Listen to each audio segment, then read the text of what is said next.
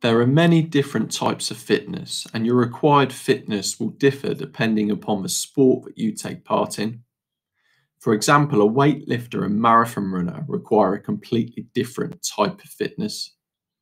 The different types of fitness are known as components of fitness. There are 11 components of fitness. Some sports performers require lots of these components, whilst others may only need one or two.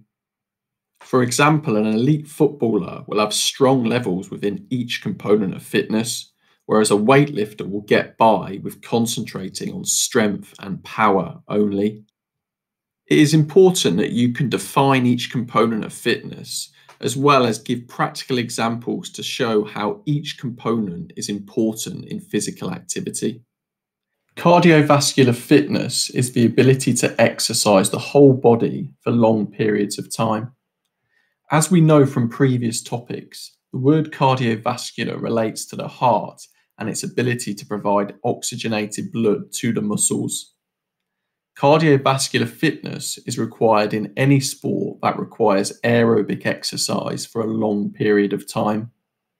The perfect example is marathon running, but cycling, rowing, swimming, and most team games also require high levels of cardiovascular fitness. Strength is the ability to exert force against a resistance. A resistance can refer to any object. If a weightlifter was aiming to lift one rep at their maximum capacity, then muscular strength will be key. A rugby player making a big tackle on an opponent will also require strength. Muscular endurance is the ability to use voluntary muscles repeatedly without getting tired. A voluntary muscle is any muscle in the body that we can consciously control, such as the bicep or tricep. A hockey player will require good muscular endurance in the muscles within their arms and legs in order to get through a 70-minute match without becoming tired. Muscular endurance can be improved in the gym by using light weights and performing a large number of reps. Flexibility is the range of motion at your joints or the ability of the joints to move freely. It refers to how far our muscles allow us to bend. Gymnasts require good flexibility in order to get their bodies into the correct position when performing twists and turns.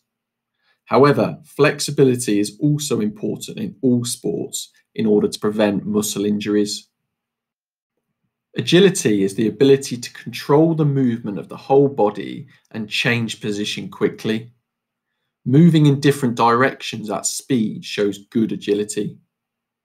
A sidestep in rugby or dribbling past an opponent in basketball are good examples of agility. Balance is being able to keep the body stable while at rest or in motion. A gymnast using the beam will require good balance in order to perform their routine effectively. Balance is also required in the simplest of skills, such as running. Coordination is the ability to use two or more body parts together. Using the hands and eyes at the same time is known as hand-eye coordination. Racket sports such as tennis and badminton require good levels of hand-eye coordination. Power is the ability to undertake strength performances quickly. Power can be worked out by using the equation strength times speed. A sprinter will need to be powerful, as will a swimmer and weightlifter. Reaction time is the time between the presentation of a stimulus and the onset of movement. In athletics, the stimulus is the starter's gun. The time between the sound of the gun and an athlete's movement is known as their reaction time. A goalkeeper in football will also need a fast reaction time when making saves. Speed is the rate at which an individual can perform a movement or cover a distance. We immediately think of a 100-meter sprinter when we hear the word speed, but this component of fitness is also important in swimming, cycling, and many team sports. Body composition is the percentage of body weight that is muscle, fat, or bone. An individual's body composition will differ depending on the sport that they take part in and also the position that they play. For example, a sumo wrestler will have a body composition that is made up of a high percentage of fat, whereas a marathon runner will have a high percentage of bone in comparison to fat and muscle. Within rugby, a prop forward will require a higher percentage of fat than a winger, who will benefit from large amounts of muscle. Body composition can change over time if a focus is given to diet and training. The components of fitness are a very popular topic on the exam, but as long as you can define each component and give sporting examples, then you will be able to answer any question that is thrown at you.